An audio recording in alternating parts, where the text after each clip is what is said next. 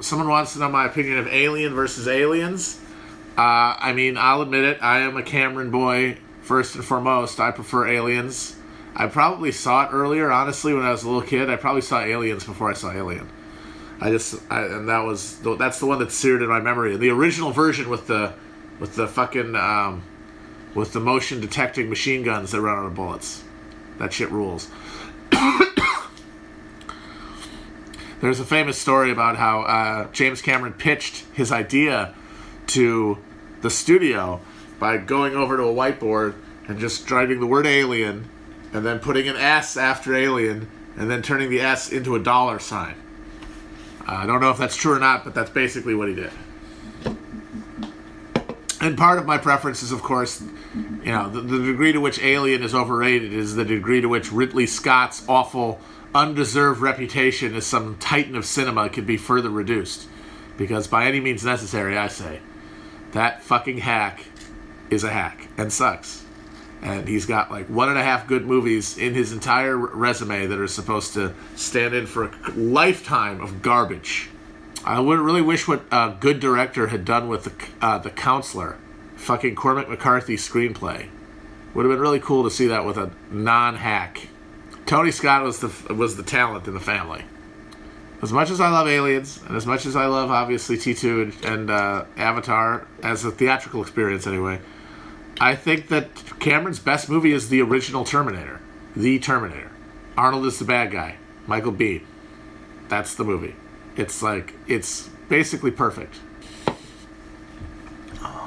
Oh yeah, the motion detector. Boop. Boop. The little pulse. Boop. Boop. 4 minutes. 4 meters. Boop. 3 meters. Where are they, man? That can't be right. Bill Paxton, the only person in cinema history to be killed by an alien, a predator, and the Terminator. Pretty impressive. R.I.P. to a true king. But I also think that Trump doesn't want to be president anymore.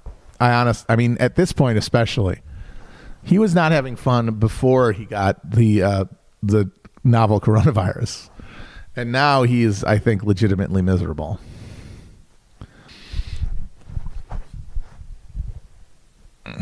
But I think, yeah, this Biden term is going to be very interesting because it's going to be a real lab test. It's going to be the exact same immiseration and horror and corruption and institutional failure and rot that we have seen in the last 4 years. But there will be none of the hysteric cultural frenzy around his presidency the way there is with Trump. And what fills that void? That's what I want to know. What cultural fixation? Like, do we really get into flagpole sitting and stuffing people into elevators like it's, or telephone booths like it's the 1920s? Like, is it bear baiting? What do we get? What do we do? What do we do to fill our emotional void that all this politics is going to leave?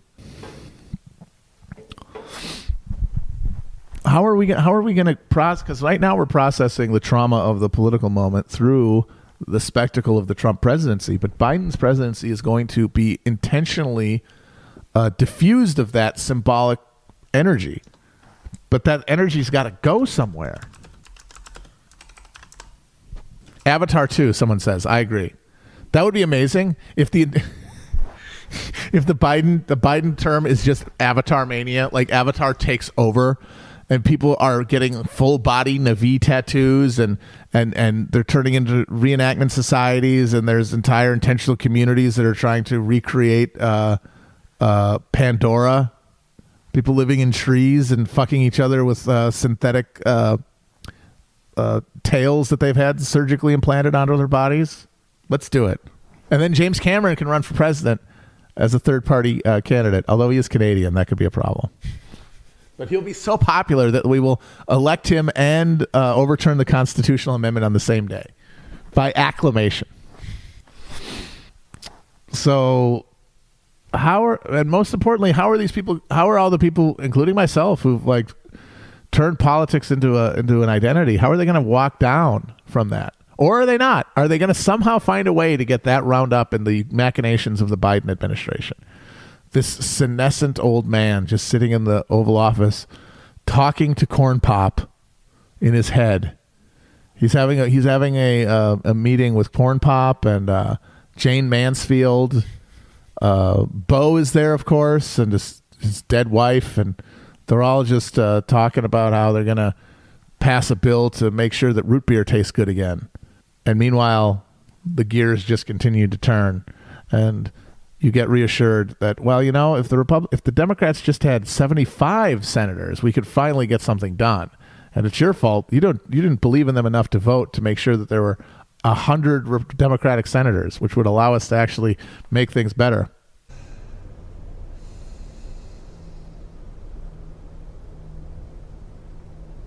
We have no plans to do an Avatar episode, but you know what? I think the next time we want to do a movie, I will suggest it, because I think it would be really good. Because I think I'm kind of halfway.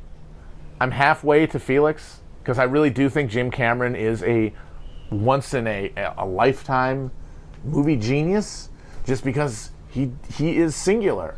There is no other director of his stature who produces who is as involved in the production, is as much of an auteur. I guess that's the thing about Cameron, is that when it comes to big budget directors, he is the single most comprehensive auteur among them. And of course, the auteur theory is very problematic, and even in his case, it's not true. But there is still something interesting and creatively, in my opinion, creatively admirable about somebody who takes on that many tasks and performs them with that level of kind of stunning facility. You know, you can make fun of his movies all you want, but there's a basic craftsmanship and skill to even his most eye-rolling endeavors that is lacking in directors who have far fewer responsibilities. Because, like, the guys you would name to go along with Cameron, Nolan, Spielberg, Lucas, maybe Guillermo del Toro, or no, not Del Toro, Peter Jackson for sure, not Del Toro.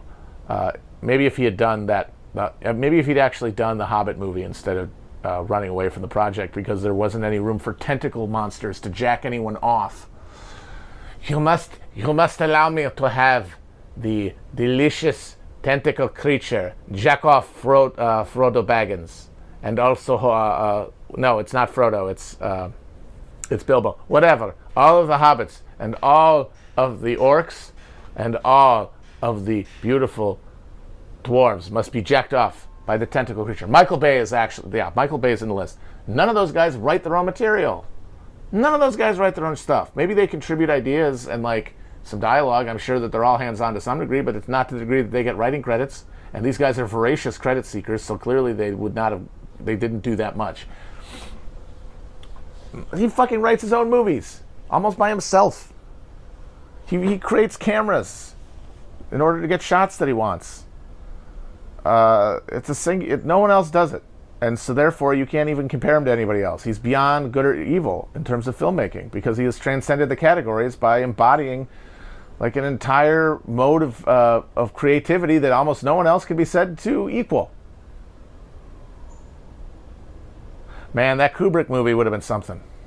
Especially because apparently it is not, as it shouldn't be, it wasn't a biopic. It was like, I think it was set during, I haven't read it, but I've heard it, I think it was set, if someone can correct me if I'm wrong, it's set during the retreat from Moscow, I think. Which, perfect. That's the time. That's the time to get the guy in a moment that reflects an entire life. And with Nicholson as Napoleon, come on, that's crazy. It's good to know that he wasn't thinking of making Ryan O'Neal Napoleon, because while Ryan O'Neal can get away with being a vapid playboy with no substance, because that's what he was, he could not have pulled off Napoleon.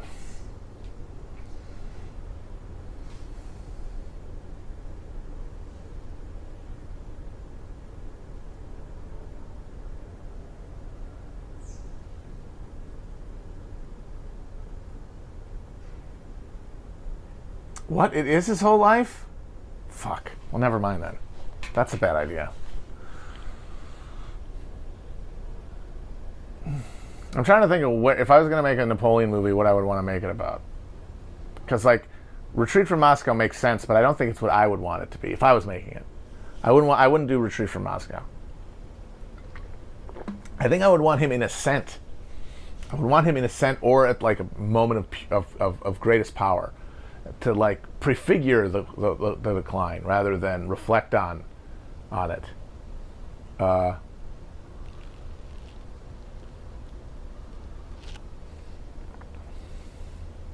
Egypt would be interesting. I think I would want something after the coup, or maybe the coup itself. The coup is actually a really interesting story. You could do it as like a ticking clock thriller.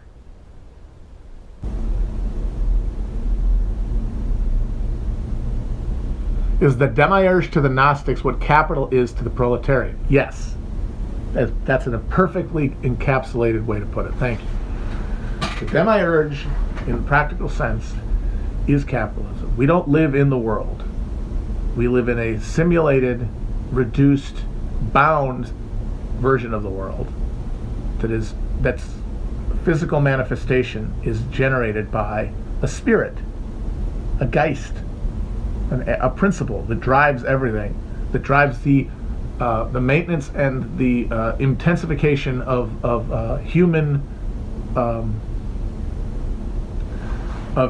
transformation of the environment. What's the code running our ever expanding reordering of the material world around us? What is the thing driving us to build this world instead of the boundless world that it could be? Capitalism.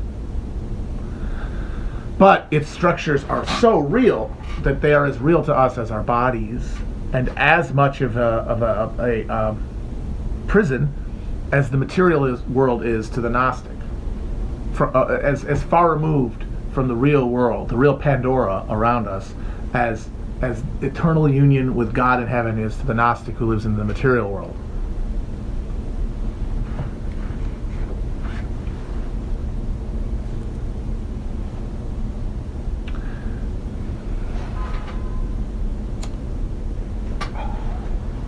Someone put it very well just now in the comments. Right now, what capitalism is about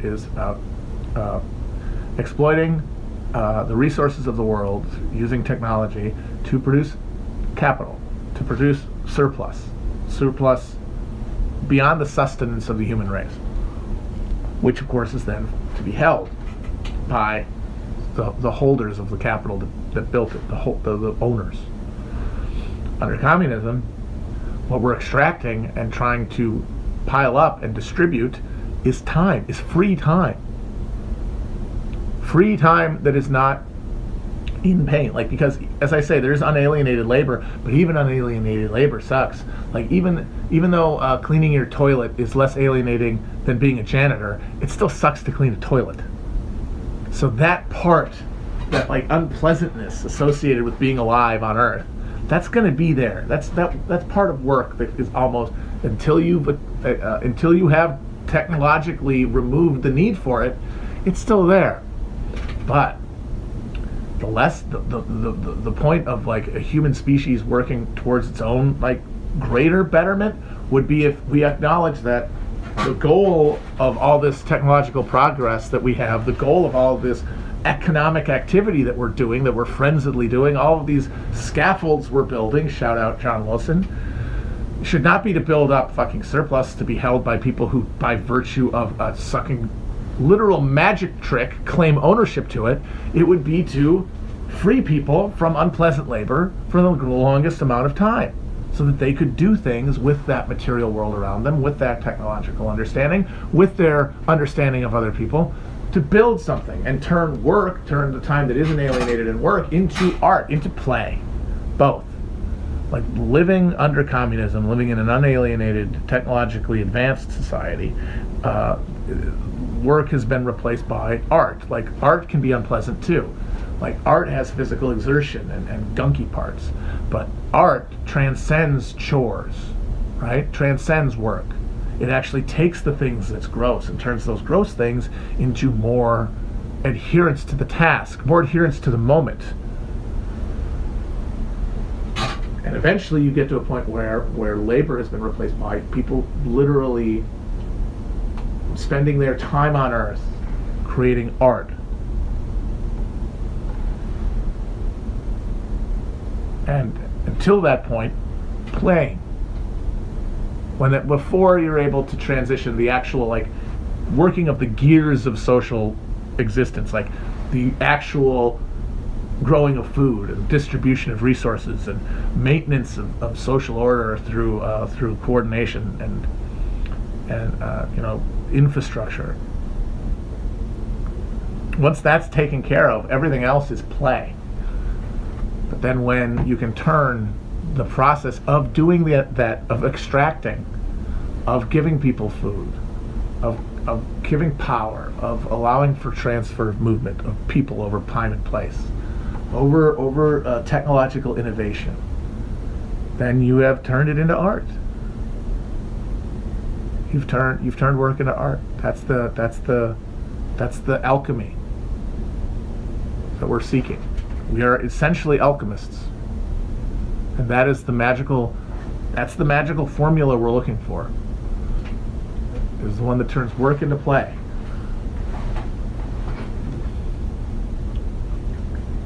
I feel like I, on a personal level, have done that. I have performed the magic trick on myself. I have cast the spell and drank the potion.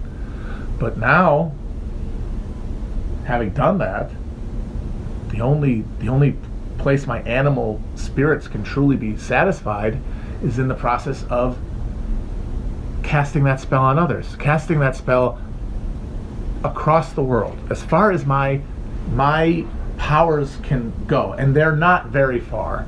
I will have to join my magic with others.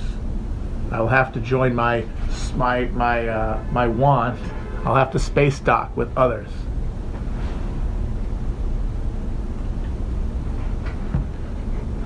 I have to say, I definitely feel like I understand what Alan Moore was talking about in that episode a lot more than I used to. And I used to thought I kind of got it.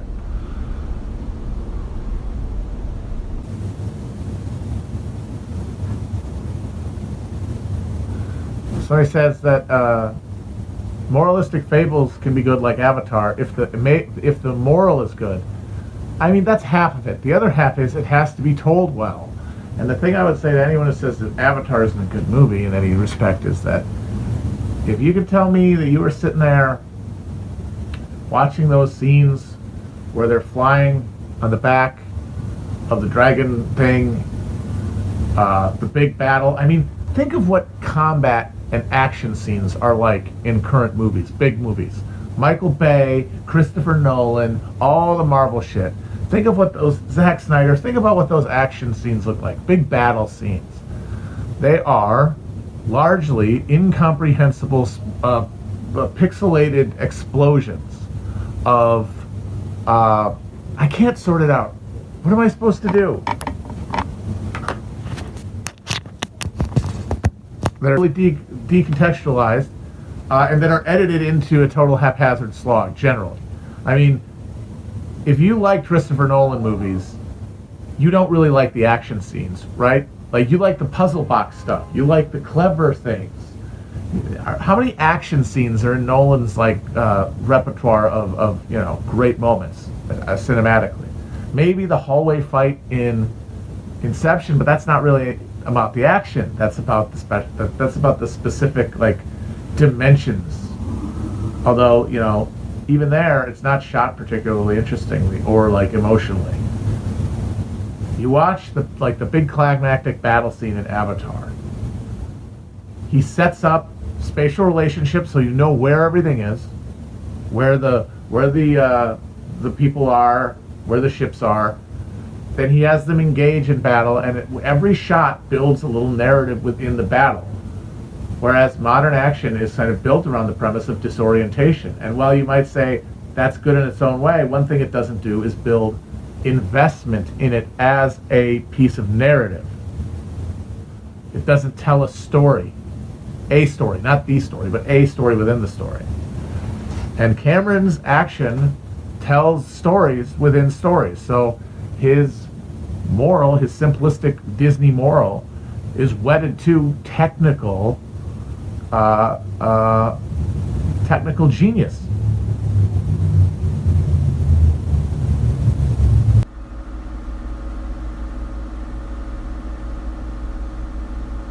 Avatar, by the way, was not a bit. People are now saying that that we're doing it as a bit. No, we do think Avatar is great. And everything you say about how it's bad, it's like, yeah, that's true too. But it's a gestalt. Movies are a gestalt. Like the overall thing, when I think about the movie and I watch it, I enjoy it, not ironically, because I appreciate what went into it. And you can like that. You can do it. You can like a movie that's cringy. You can like a movie that has like identifiably stock or uninspiring or cliche elements. You can like that. You're not being tricked into liking something necessarily. And I understand why people's backs are up, because so much of like blockbuster cynicism is about tricking you with that shit. But sometimes you got to accept some of it. At a large enough scale of spectacle, you got to accept a certain skeleton, a certain degree of stock elements, because it wouldn't be sustainable at that size without that many viewers, without that broad of an audience expectation. Yeah, it's not a guilty pleasure. Oh man, Dune is gonna bite, especially on TV now. I wasn't too excited about it either way. I really don't like that Villeneuve look at this point of the future.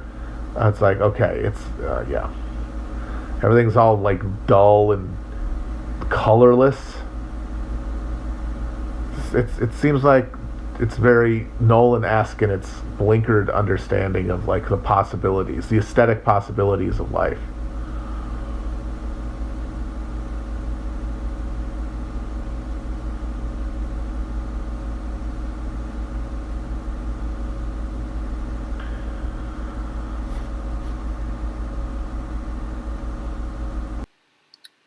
Man, somebody's asking about the Oscars. Why did they not just cancel the Oscars this year? Why the fuck did they... Why are they pretending that this thing is still real? I mean, if movies are coming back this year, just say, hey, we're not doing it this year. Like when they didn't have the Olympics. They didn't have the Olympics. They're not doing a fucking Zoom Olympics. There were no movies. No movies came out last year. I don't recognize any of these as movies. I'm sorry. And what I mean by that is, forgetting even the streaming thing, is that none of them have any, like, is there any mark left by any of these? It just feels like it's such a decline.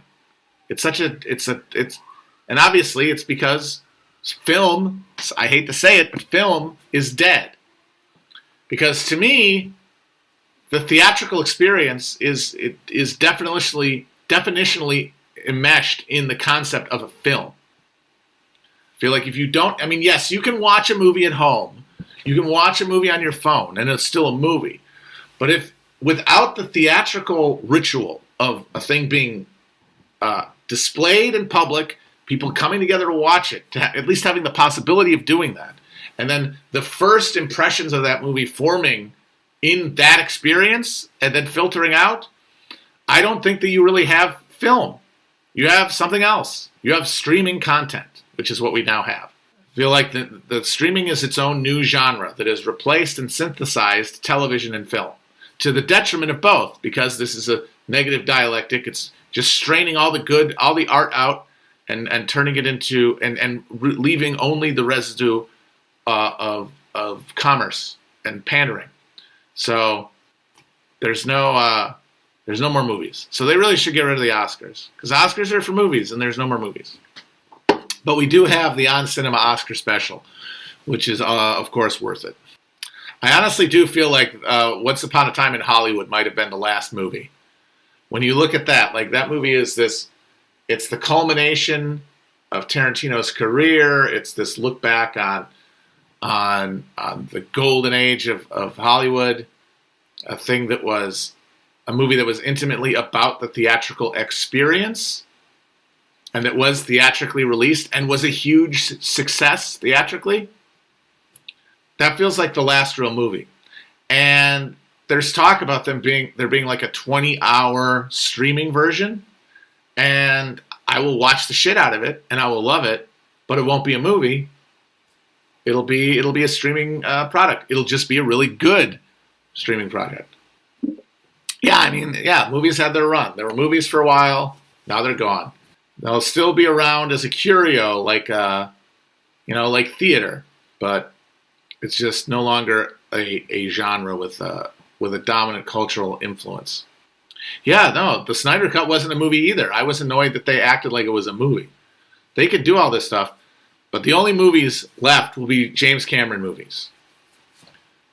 He's going to be the one to keep it going. God bless him. I will be there when Avatar 2 comes out, and 3, and 4.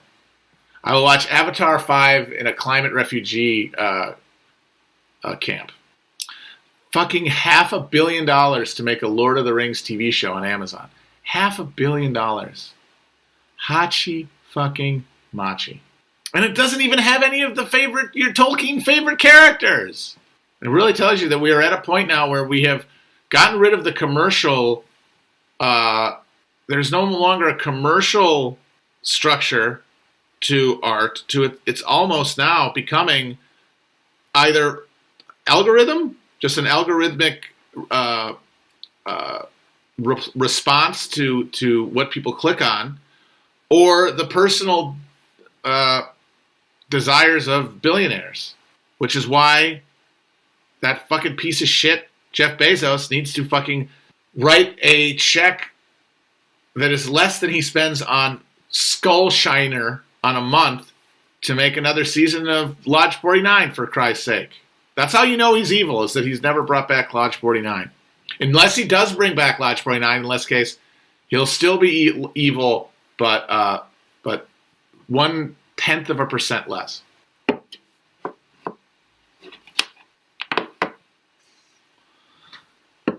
Somebody said, some rich dude said that Elon Musk could do Jurassic Park if he wanted to, like make a real Jurassic Park. And I gotta wonder why no super rich person has tried doing that yet. Like, all their stuff is this fantasy of escaping to Mars or whatever. Why don't you want to make a fucking, like, Woolly Mammoths real? It's not impossible. We could create some sort of... There's human-monkey hybrids, baby! You can absolutely make a fucking dinosaur. That's a good question. The best Stephen King adaptation. I mean, obviously, the traditional answer is Misery. You got an Academy Award-winning present performance in that movie. And it is pretty good. I don't know if it's my favorite, though. They're mostly very bad. That's the funny thing. I mean, obviously, The Shining. I forgot about The Shining. But, of course, that's the Stephen King adaptation that he hated. Sure Shit Isn't The Dark Tower. That was terrible. Stand By Me is really good. And, honestly, that's probably the one that I have the most personal affection for, because I saw it at the right age, and it kind of, had a lingering impact that way. Carrie's also very good.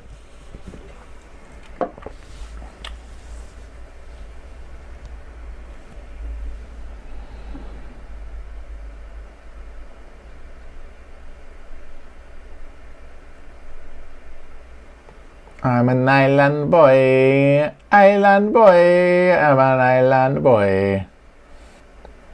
Okay, Dune. So I saw Dune, and I am not a Dune fanatic. I've read the first book a couple years ago. I honestly read it just because Will and Felix kept talking about it, and I wanted to make sense of what their jabberings were. And the prose is really off-puttingly terrible. But the world building was top-notch and very interesting. But I never read any of the rest of it. And I've seen the Lynch version. So it's like, I'm aware of Dune. I've got Dune context, but I'm not a Dune head. So I go in to watch the movie, and it's... The one thing that's kind of annoying is I really wish I could have brainwiped my understanding, my cultural concept of Dune before I watched it. And just go in without knowing what Dune was at all.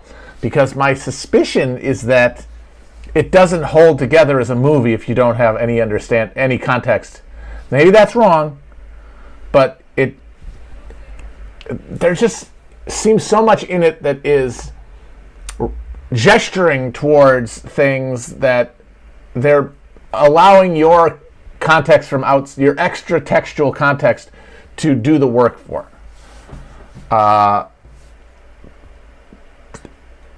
It's a part of my general issue is that it just doesn't feel like a movie. And I feel like it's another piece of evidence that the film as a genre is kind of going away, and how we're creating this new hybrid entertainment form, the new streaming concept that is not TV, but it's not movies either. And this feels like another movement in that direction, towards movies that aren't really movies. And it also definitely shows the anxiety of influence, and how the fact that it's not the first theatrical Dune really hamstrings it in some parts, because I'm sorry, I refuse to believe that the choice to make the Harkonnens, and specifically Baron Harkonnen, very low energy and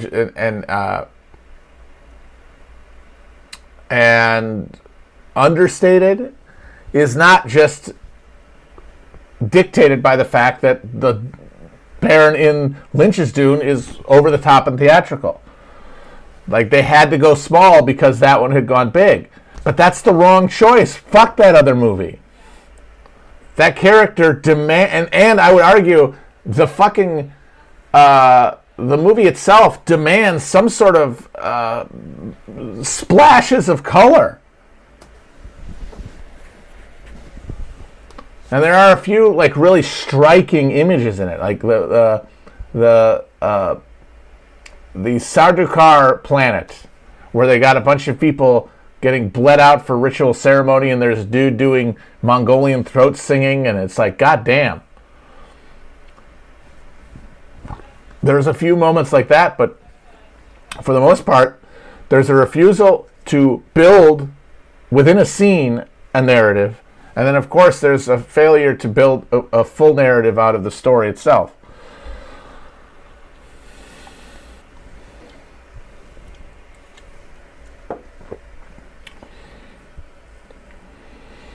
So, I'm still waiting for a hero. I'm holding out for a hero in the film world, someone who's going to make a movie, someone who's going to make an actual film that is a film, and not a collection of images that are connected to essentially a marketing strategy for a broader intellectual property portfolio. And that, to me, I'm holding out for a hero. Who is that hero? You know who it is. It's the King, James Cameron. He is the real Kwitzhak Haderach. He is the real Muad'Dib.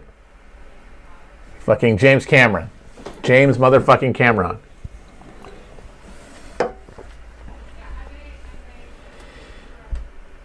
Now you're saying, oh, he's going to make 5 more Avatar movies. True, but the first Avatar is a complete story. Now, if he does it again, if he does it Avatar 2 and it's like a cliffhanger, that will be disappointing. But I have faith that he is enough of a story smith to not cheap out, to not undermine what he's trying to do by failing to deliver that satisfying narrative conclusion that is what makes a fucking movie a movie.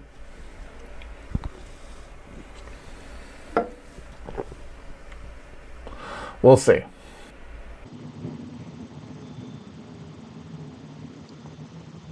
I think Gangs of New York has got a lot of problems as a movie, whereas There Will Be Blood is pretty much like a perfect instrument. Although Daniel Day-Lewis's performance in Gangs of New York is one of my favorites.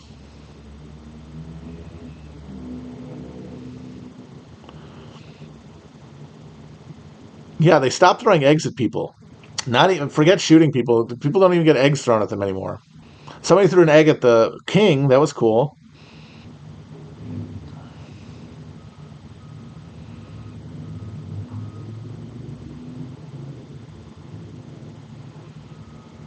Are there going to be any more movies? I think movies are on the way out. That's one thing I think I feel pretty confident about. The economics of film just don't work anymore, and that's to be expected. Like, these things are all contingent on like art forms and stuff are all contingent on specific constellations of economics and technology, and the filmmaking experience and film exhibition business was premised on one specific constellation of technological and economic factors that are now changing fundamentally.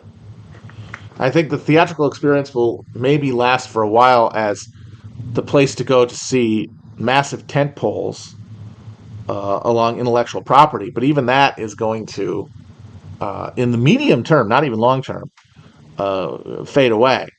And then content will just be at your fingertips on the smallest possible screens or the largest one you can fit in your house. But that's it.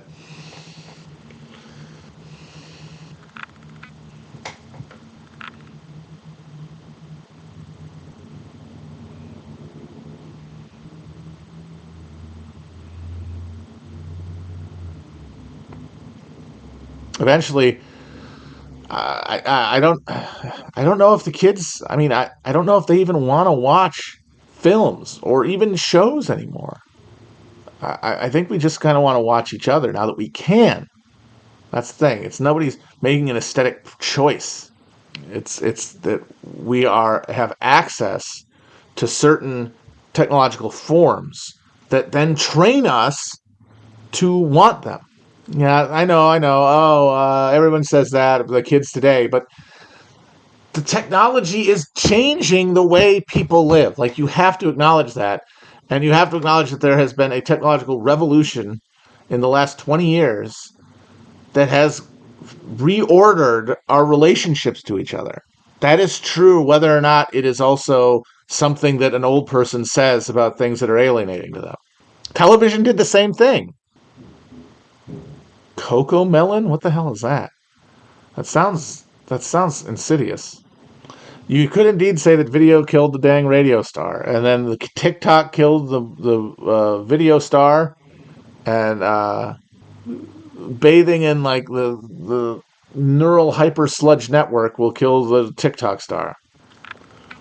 But what you're seeing in that trajectory is a steady inward drive from the mass experience of a bunch of people, strangers sitting in a room watching one movie, to a group of people, a family sitting in their homes and watching television, to an individual looking at their phone or their television screen or their computer screen. That you can trace that, and that's an objective trajectory. And it deepens the sense that that no one else is real. I have been meditating a bit lately, trying to do more. It's good. Get my brain tingly. But yeah, people are trying to recreate sociology by themselves. And that's a tall order. And that means what they're going to end up doing is filling in the blanks, filling in the gaps with stuff that they think is them, they think comes from them, but as always is being supplied to them. Walkable cities, walkable anything, interaction, third places would help a lot. Neom, hilariously, Neom is it's the walkable urban dream, which of course makes sense because there can be no other socially envisioned horizon other than the one promised by socialism. Like but the version of it sold by Elon Musk and the Saudis is an illusion. It's a fraud that can never be fulfilled, because the thing that builds that world is a social order that is fundamentally unalienated. The labor that goes into it is the willed labor of individuals working in concert. Like, if you have a place like Neom, and even if they could build it, the fact that it would require slaves would destroy it. And even if they think they can get to the level of automation, that means the slaves don't have to be in there with them, and that everybody in there is a equal. They're still the same people who made that world, who made the desert outside, who made everything else barren. and they'll go wild. They'll go crazy. If anyone's seen Zardoz, very good on this subject.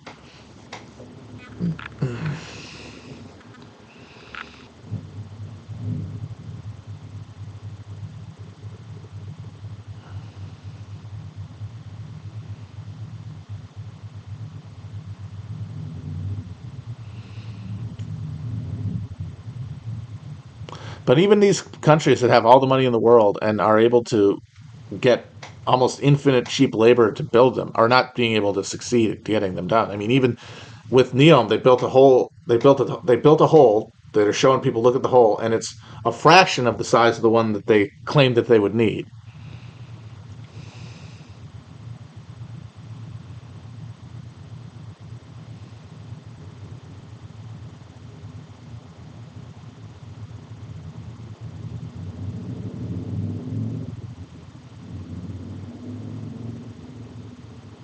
Yes, James Cameron, of course, could build Neom. He basically did build Neom in New Zealand.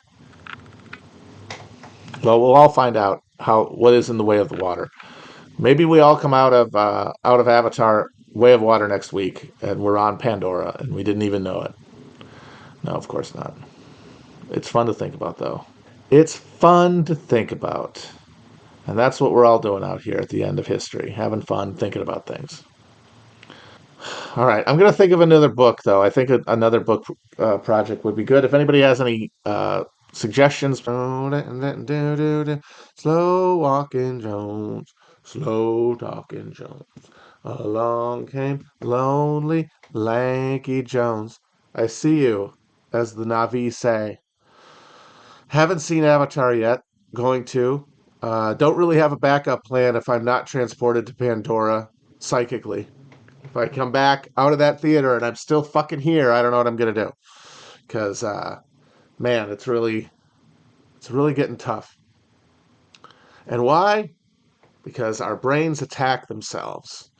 Because what we're seeing socially wide can best be understood as the brains of a bunch of people who are, by any objective standard, safe and comfortable, and not in any real danger of that changing in the near future. I'm talking about myself too. But who can imagine a future in which things are worse for them, right? Things are going to be worse. Even if it's hard to imagine them being more materially poorly well off, they definitely can imagine themselves being older, which is itself the nonstop grinding terror at the base of everything. In a society that has no sense of the sacred and has no true religious belief beyond the self, which is what we have, universalized. Not everybody feels it to the same amount. It is hegemonic, though, because it is reinforced through our institutions and our mode of production. Because we have been instrumentalized by a algorithm, profit extraction, which had been historically part of a suite of values that made up sort of the mental toolkit of the ruling class. The ones who create the cultural superstructure that we are all enmeshed within through their actions. The machine does the work always. The machine of class society is not something that people do consciously. It is something that they are wedded to through psychological structures that are far beyond conscious thought. So they don't really enter into how people act or narrate their own actions, rather. They determine our actions without us thinking about it. That's always what our modes of production, our social reproduction does. And that is why it's the base, as Mark calls it. Because it is done by the subconscious. It is done below the level of our felt sense of control of our lives. It's the stuff we do because we feel we have to do it. And anything that you feel like you have to do, you treat differently in your mind to something that you feel like you are choosing to do. All class societies, the stuff that actually makes them go, the human inputs that connect to the technological and machine inputs that make economic action, that's all stuff people at every level of society feel like they have to do.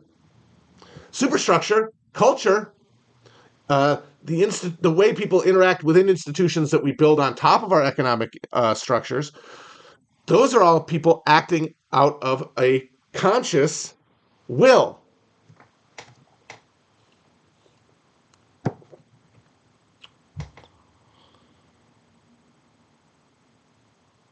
The action of the conscious will obviously affects our actual economic system. Obviously it does. But it cannot generate its own will. It cannot generate its own independent action because it is always being shaped by our relationship to an economic system that we feel enmeshed within and inextricable from. Now, of course, not always, and not everybody everywhere within an economic structure feels that way. There are people. There's alienation away from our duties everywhere, but it's arranged asymmetrically. The places where it is the most acute is in, I'm not going to do the stuff that I have to do. Fuck you. That pools at the bottom, where the benefits of adhering to what we have to do are the least to be felt. But those people are geographically, temporally, spatially, the farthest away from the actual machinery that is running us. So when we act politically, culturally, we think we're acting as independent beings trying to change an economic system. But what we're actually acting as are people who are, to one degree or another, enslaved to an economic system and trying to better the condition of their slavery, one way or the other. Now, that action at the lower end of the socioeconomic spectrum tends to be towards militant, economic-based challenges to the political order because they're getting a shit deal out of it and they know it. At the top, closer to the fucking buttons and gigas and the whistles of cultural production and institutional reproduction, there's no desire to really change things, to really challenge things. But we have all these institutions that we can basically take our sense of anxiety in relation to a system that's leading us towards death. Now, former systems had to their benefit for the ruling class the fact that there was a sacred. There was a line because, as I said, profit was part of a suite of mental faculties of a ruling class. Now it is the only one. And it is not a human one. It is the thing you tell the machine to do. Well, guess what? Congratulations. The machine is now telling you what to do completely. Because it was that suite of things within a ruling class mindset that made them act to change without knowing what they were doing, to change the system and bat at it and undermine it. As time passes, contradictions within any class system accumulate. People start freaking out at every level. That freaking out takes different forms based on your class position. And they have the effect of battering at the institutions, not reforming them from within, which is what everybody thinks they're doing, but destroying it. That is what they're actually doing. We are all doing that every day because we're divided against ourselves, because what we need to do is posited as antithetical to our identities. And our identities are formed around denying that which we need to do. Well, that is schizophrenia. And it's always present in a class society. It gets worse when crisis accumulates. And now we're in a situation where, because the ruling suite of interests has been reduced to one, even the highest levels of power and influence within this global system, this chain of this supply chain fueled by technologies of compulsion, internal and external, guess what? It cannot be challenged from anywhere within the superstructure in a way that previous generations could, in a way that people could when there was a counter hegemony in the form of a working class, left wing project. You're talking about everything from, yes, the Soviet Union, but not just that, every fucking communist party, and also just regular old left liberal politics. Like in America, yes, the Keynesian consensus killed, and the Fordist compromise killed the American left in the long term. But it was around for a while, and it built institutions, and they were peopled by individuals whose matrix of what I need to do and what I am choosing to do are more aligned. That's the strength of working class politics, is that because it aligns people's actions of the will with their deep reptile sense of self-preservation, which is what keeps the rest of us lashed to the mast of capitalism, my God, they're motivated to act absent the incentive structure of capitalism. We live in a world built by those institutions, so we think they still are alive, but they're not. They have been filled top to bottom with people who have had everything but profit and individuality sifted out of them. I'm talking about myself too. We are all fully individual spiritually because we have severed that connection. And the thing is that subconscious stuff, that's where God lives. God's there, but he's here. And we have to have an open channel between our body's sensation of existence and its decisions to act based on that combination of like recognition and repulsion of the other, and like that sonar of like building a fictional but necessary sense of identity to navigate a world. Like part of that's half self-preservation, but it's half recognition of continuity. It's half recognizing that, yeah, you're part of something.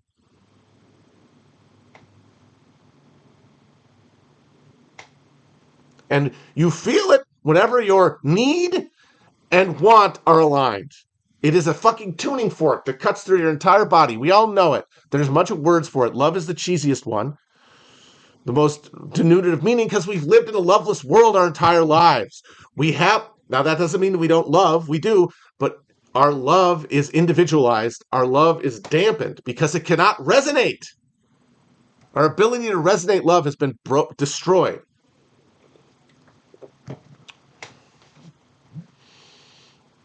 And so we live in these institutions and we think that they can do a thing. They can't do that thing.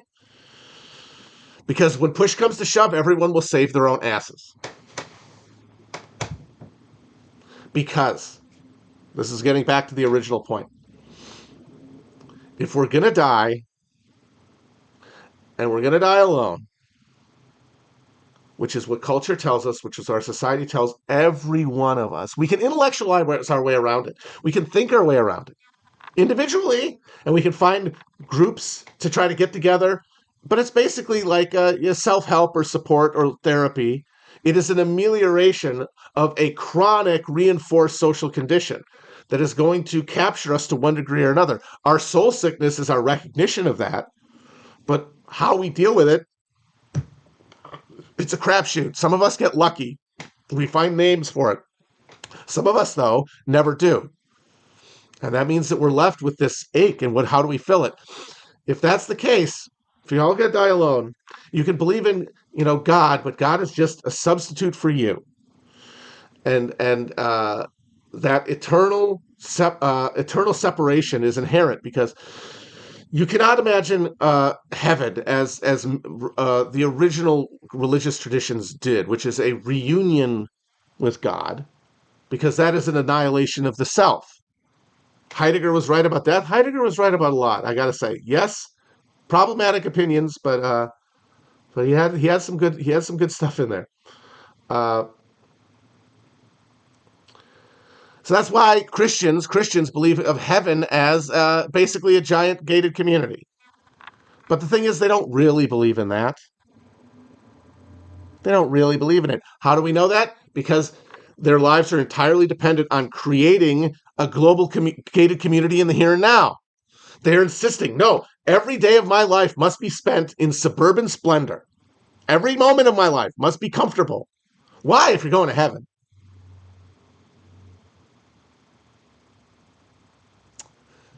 You have to live it here to believe in it. You have to live every moment of your life in heaven to believe in it, because as soon as you move a second forward in time, it collapses into nothingness. It collapses into absurdity. It collapses into fantasy. So you have to live in a moment. That's why any annoyance is misery, and any interloper must be annihilated. And of course, there's a narrative that these people tell themselves where they're being forced to be this way because of these outside forces, but they are picking an enemy to stand in for their own horror and panic at the thought of dying that they have never been able to reconcile. That's true of the libs too, obviously. It's true of everyone. If this is true, we're going to die, that's it. Well, then we have to spend as much time as we have personally enriched in one way or the other. Now, what that means varies by your demographic. That varies by your value system. That varies by where you're grown up and where you're brought up and by whom. What their opinions were to certain Enlightenment principles. Are they an Arminian? Are they a fucking Gomerist, basically, to get Dutch with it? That's the psychic split of the bourgeois. It has been for the beginning of class rule.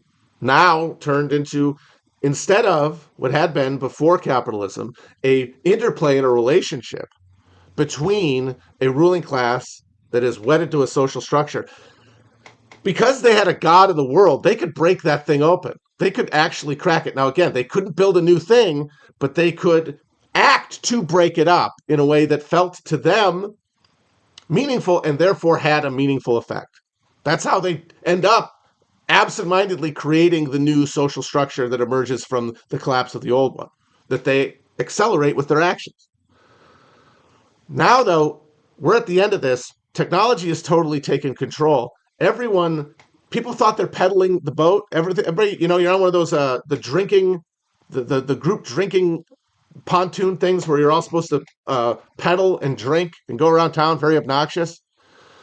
Well, you'll be doing that, and maybe you realize, my wheels aren't engaged, but you assume somebody else's are. Nope, the thing has got a battery. None of those fucking things are engaged to a flywheel. You're just spinning your wheels.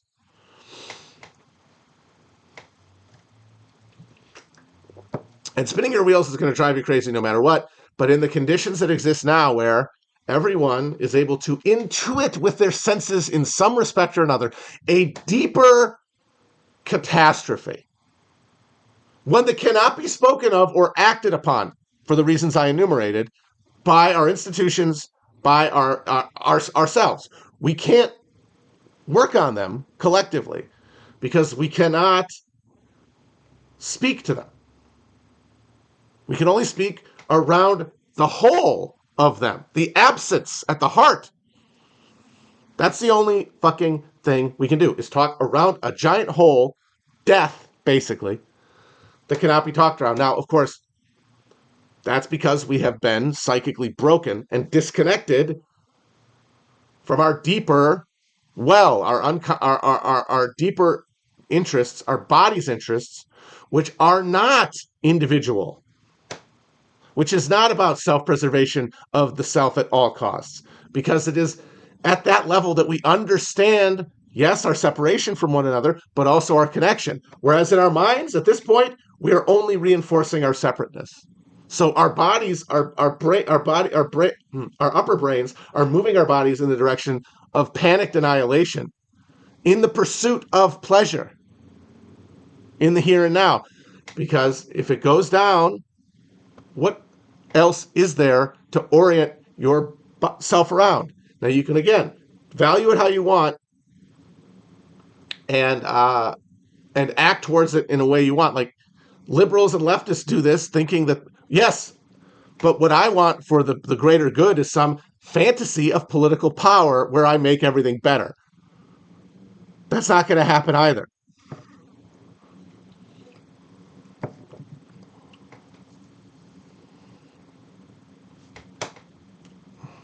Now this doesn't. The thing is, so we can't recognize that truth. Our bodies feel it. We feel ourselves aging. We feel ourselves becoming more vulnerable every day. We also feel the world around us turning. And the reason we feel it so, and the reason that the feeling of it is so overwhelming is that for so many of us, it's the only thing we feel. Because our ability to love, our ability to connect to other people has been so brutally severed. So what do we do with that feeling? We take it out into the marketplace. We try to find an answer. And the only answer we're going to get are those black holes that are of discourse and artistic expression that collect around money.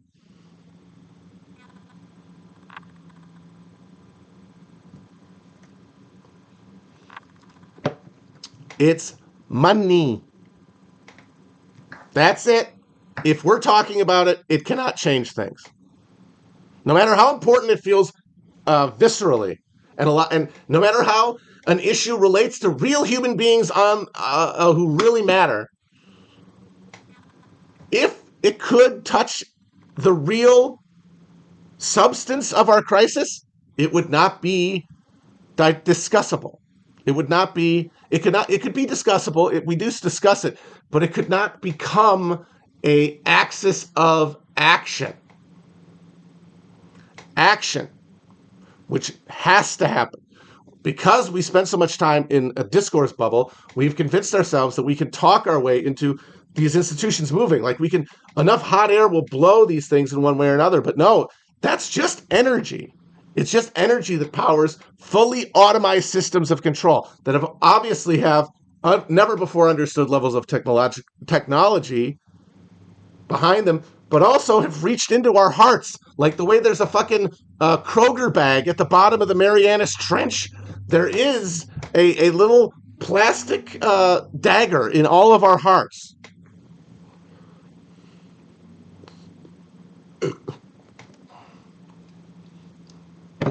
Now, that does not mean humanity is dead, though, because this machine that reproduces this is also reproducing its own decline.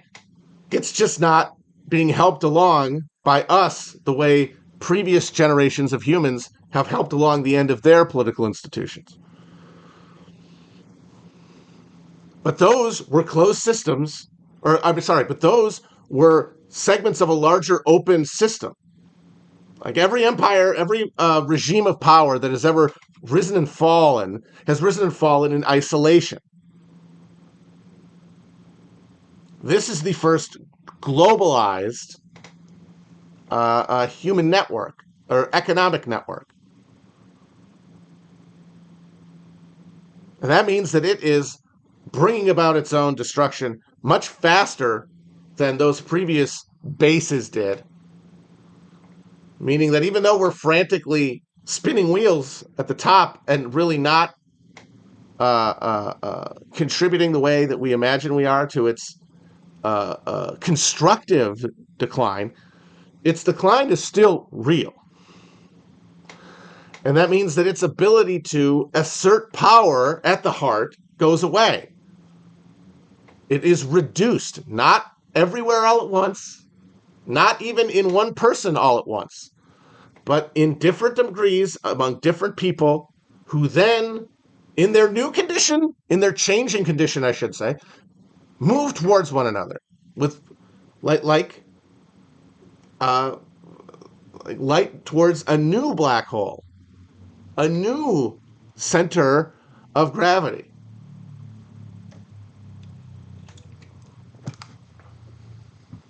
And I really do believe that. Somebody asked an interesting question. What if the U.S. had never revolted against England? And the fact is, it's just That's going to happen at some point. And the thing that's going to make it happen, inevitably, it's not slavery like the 1619 people say. It's not taxes and tea duties like the history books say, like the elementary school, like high school history is. It's the Proclamation of 1763. That guarantees some sort of conflict between the colonists and England because it put the colonial interest in expansion in direct conflict with England's presiding national interest in restraining migration and restraining westward expansion of colonists. That was certainly the thing that pissed off George Washington the most, whose entire career was based on land speculation and required that frontier to continue going out if he was going to keep making that fucking money. But for the English, like it was a cost benefit analysis that told them it is too expensive for us to garrison this frontier when, especially since we're not going to be getting the majority of the output here. Like this isn't going to be coming to England, so they had a very vested interest in restraining westward expansion, and westward expansion would not be restrained. And I do think that is one of the signal problems of the 1619 project is in order to make their case, they have this incredibly specious argument that it was English pressure and threat to end slavery that led to the American Revolution.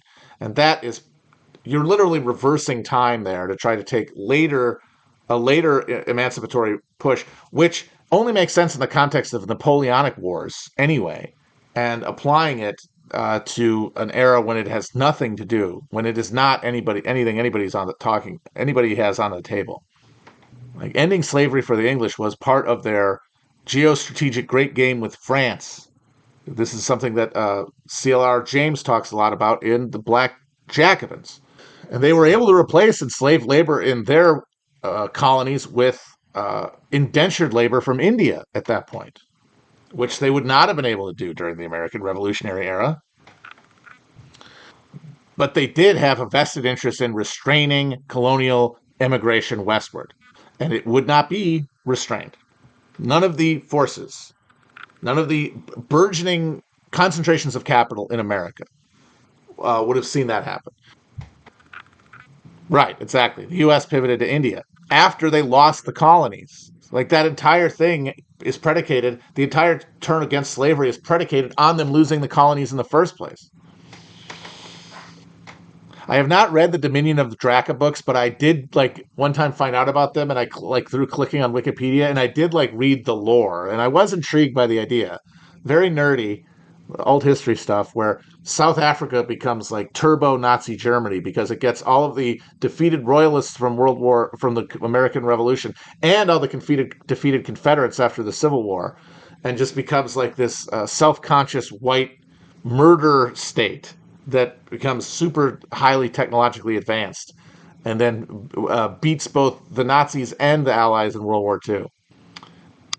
But of course, what that is silly because those white states that we actually got were pretty lame and got their asses kicked relatively easily. Is there a single good movie about John Brown? Not to my knowledge. I mean, there aren't that many either. The Road to Santa Fe with Van Heflin and Ronald Reagan as I believe he plays Custer in that movie. The Ethan Hawke one was bad. I will say it. I know some people liked it. I found it pretty shitty myself. Yeah, exactly. If there's a good John Brown movie, it's just Avatar.